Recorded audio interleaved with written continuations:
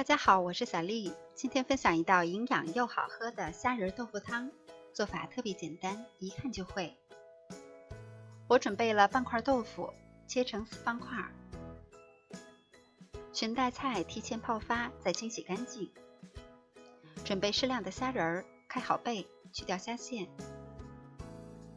配料需要准备葱花和姜丝。热锅放入少许的植物油，下入姜丝和葱花，小火炒香。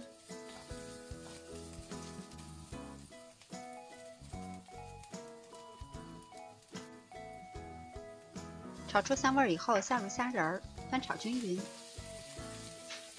虾仁可以根据个人的口味适量的多放一些。虾仁炒变色了以后，下入裙带菜。再翻炒1分钟左右，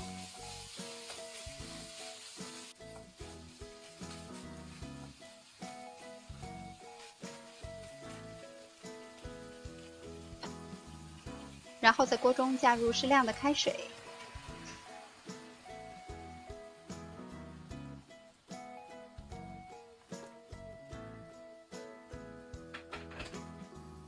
再把豆腐块下入锅中。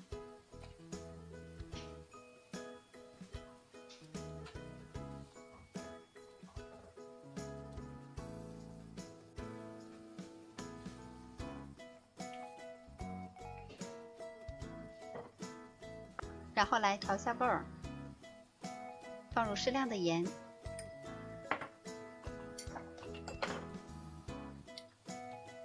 少许的鸡粉，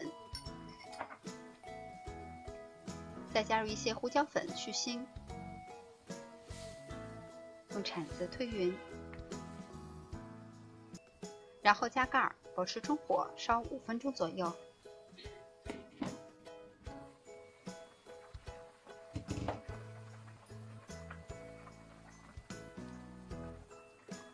时间差不多了以后，我们再用勺子推动一下，然后关火，再撒上葱花，就可以出锅装碗了。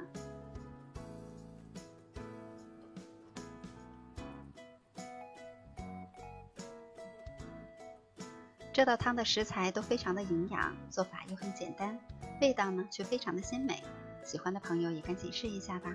我是小丽，喜欢我的视频请关注留言，感谢您的收看，明天见。